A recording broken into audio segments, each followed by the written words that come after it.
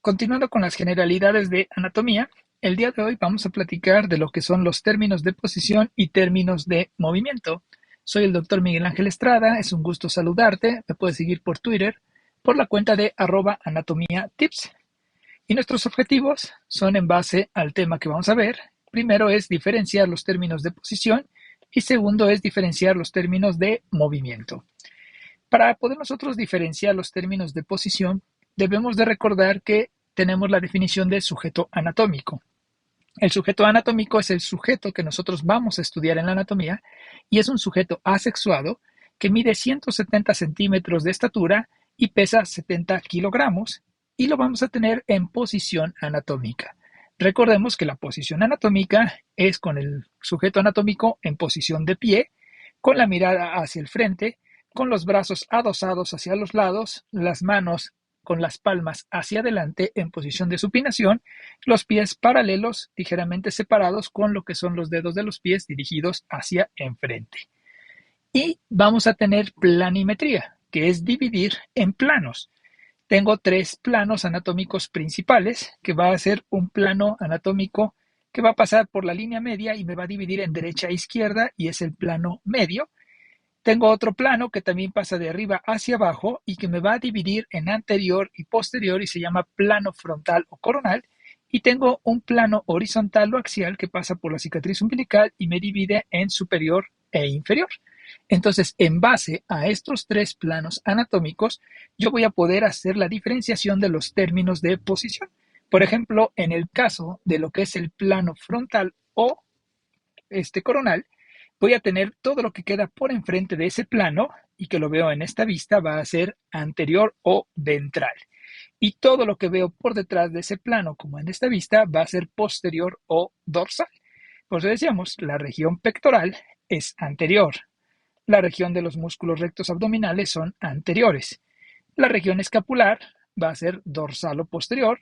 Estos músculos que están en la espalda, por eso se conocen como los músculos del dorso, porque están en una región dorsal. Entonces, en base a esto, puedo yo relacionar términos de posición.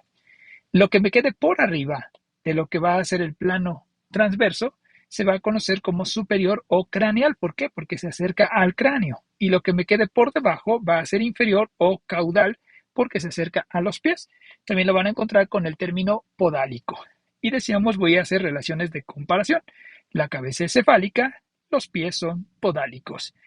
El tórax sería craneal porque está más cerca del cráneo y el abdomen sería podálico por estar más cerca de los pies. Aunque sabemos que el plano pasa por la cicatriz umbilical, pero puede haber múltiples o millones de planos que pueden pasar paralelos a ese plano medio transversal. También tengo términos en base a lo que es el plano medio. Recordemos que el plano medio me va a estar dividiendo a lo que es el sujeto anatómico por la línea media en una derecha y en una izquierda. Por lo tanto, el término lateral se refiere a lo que está más lejos de esta línea media y medial se refiere a lo que está más cerca de la línea media. Por ejemplo, el dedo pulgar es lateral con respecto al dedo índice, porque está más lejos de la línea media. O incluso este mismo hueso de los falanges de lo que es el dedo pulgar son más laterales respecto a la clavícula. Si yo observo, por ejemplo, la cavidad nasal es medial respecto a las cavidades orbitarias. El hueso esternón es medial en relación, por ejemplo, con el radio y así respectivamente. Entonces, todo lo que esté lejos de la línea media es lateral y lo que esté cerca es medial. Y se pueden utilizar los términos en la extremidad superior, radial y ulnar, porque sabemos que el radio, que es un hueso del antebrazo, se encuentra lateral y la ulna, que es el otro hueso del antebrazo, se encuentra medial. Entonces, lo que se encuentre lateral en la extremidad superior se puede decir que es radial y lo que se encuentre medial se dice que es ulnar. Lo mismo aplica en lo que es la región de la pierna, donde tengo dos huesos largos que van a ser la fíbula y la tibia. Por lo tanto, lo que se encuentra lateralmente va a ser fibular en relación a la fíbula y lo que se encuentra medial va a ser tibial. Tengo los términos también en base a la posición. Por ejemplo, aquello que se posiciona más cerca del origen se dice que es proximal y aquello que se encuentra más lejos de un origen se dice que es distal. Por ejemplo, en este caso tengo la extremidad superior y como sale de lo que es la región torácica, su origen sería a nivel de la clavícula y de la escápula y por lo tanto estos dos huesos van a ser más proximales. Y conforme va saliendo lo que es el esqueleto apendicular de la extremidad, va a ser más distal. Y también tenemos términos de comparación. Por ejemplo, el húmero es proximal en relación a lo que es el radio, pero el húmero es distal en relación con la clavícula. ¿Sí me explico? Como la clavícula está más cerca de su origen, esta es proximal y el húmero sería distal. Pero si yo comparo al húmero con el húmero está más cerca del origen, por eso en este caso sería húmero proximal y el radio sería distal. Falanges tengo una proximal, una media y una distal. En el dedo gordo o en el dedo pulgar tengo una falange proximal y una falange distal. Tengo también los términos de superficial y profundo. Evidentemente, cuando una estructura anatómica se encuentra más cerca de la superficie, se dice que es superficial, y cuando ésta se encuentra más lejos de la superficie, es profunda. Y esto nos ayuda, por ejemplo, a distinguir o a aprender los músculos. Por ejemplo, en el caso del antebrazo, yo sé que en la parte anterior voy a tener 8 músculos, y esos 8 músculos, 4 se van a encontrar en el plano superficial. Después, en un plano intermedio, se va a encontrar el músculo flexor de los dedos y después ya en un plano profundo ya se encuentra el músculo flexor profundo de los dedos junto con el flexor largo y el pronador cuadrado, por ejemplo. De esta manera yo puedo ir distinguiendo en dónde se encuentra cada uno de los músculos y así poderlos aprender en superficiales, intermedio y profundo. Pero muchas veces también tengo los términos externo e interno. Esto se confunde mucho. Hace rato decíamos que lo que se encuentra lejos de la línea media se le llama lateral y lo que se acerca a la línea media es medial. Antes se le decía externo e interno. Actualmente externo se refiere a que está fuera de una cavidad e interno se refiere a lo que está dentro de una cavidad. O cuando estamos dentro de una cavidad, lo que se encuentra en un plano más superficial es más externo y lo que se encuentra en un plano más profundo es más interno. Por ejemplo, aquí en la cavidad abdominal, en una porción más externa se encuentra el intestino grueso, el intestino delgado, y ya en el retroperitoneo, una porción más interna, se encuentra lo que es el páncreas, se van a encontrar los riñones, etc. Entonces, voy a repasar, proximal cerca de origen, distal más lejos, ¿sí?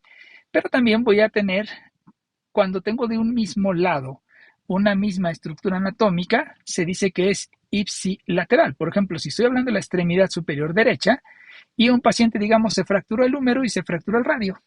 Y entonces digo que tiene una fractura ipsilateral derecha de húmero y de radio. Y el término contralateral se refiere al lado contrario. Por ejemplo, se cayó de la moto, se lesionó el radio derecho, pero el húmero izquierdo. Entonces digo que tiene una fractura del húmero izquierdo y una fractura contralateral del radio derecho. Entonces, el término ipsilateral se refiere al mismo lado y contralateral al lado contrario. Por ejemplo, un tumor de hígado puede mandar metástasis al pulmón del mismo lado, que sería el derecho, y entonces sería ipsilateral.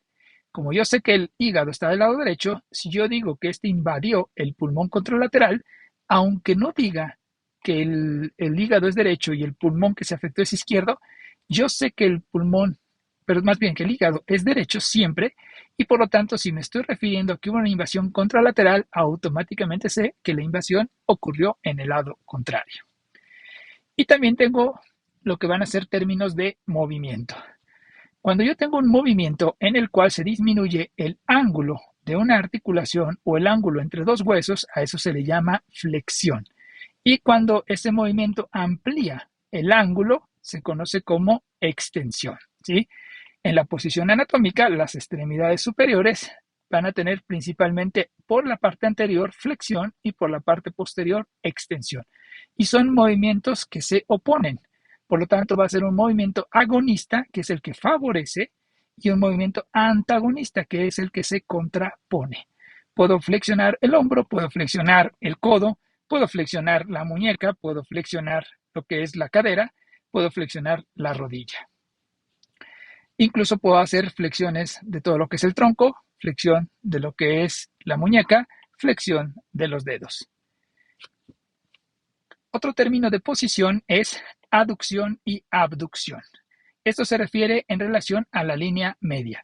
Cuando un movimiento aleja de la línea media, se dice que es abducción.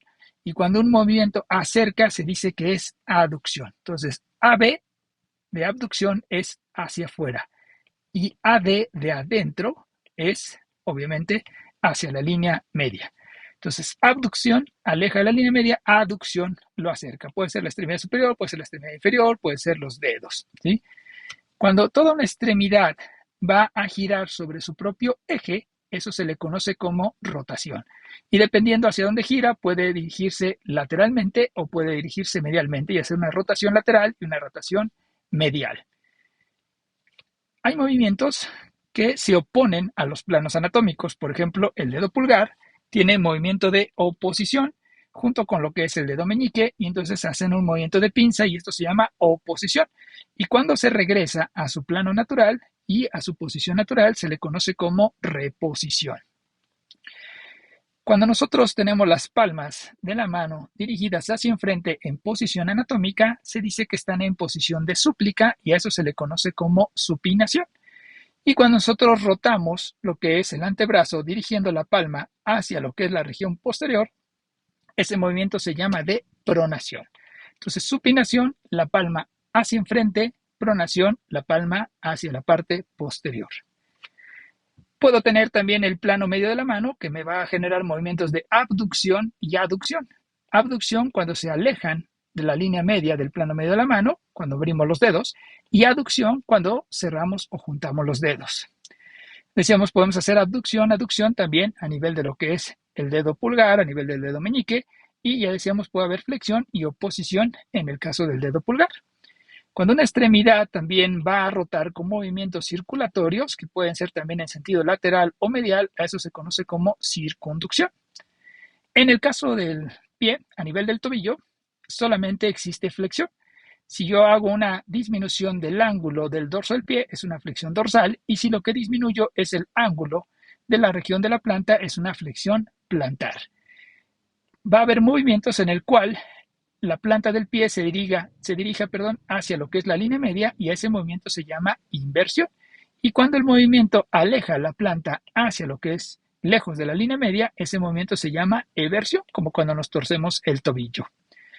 Podemos hacer también flexiones laterales, podemos hacer rotaciones de lo que es la cabeza sobre su propio eje o rotación del tronco completo. Puedo elevar o descender algunas estructuras y zonas articulares, como puede ser la zona de los hombros, como puede ser la zona de la mandíbula, cuando nosotros abrimos y cerramos la boca y masticamos, o podemos dirigir hacia adelante o hacia atrás la mandíbula. Cuando la hacemos hacia adelante se llama protrusión, cuando la hacemos hacia atrás se llama retrusión y cuando la hacemos a los lados se llama diducción. Nosotros podemos también traccionar lo que es la escápula para alcanzar objetos. Cuando lo hacemos hacia enfrente es protracción y cuando lo hacemos hacia atrás es retracción. Muchas gracias, espero que les sirva este pequeño video. Nos vemos en el siguiente video de los niveles de organización biológica. Hasta la próxima.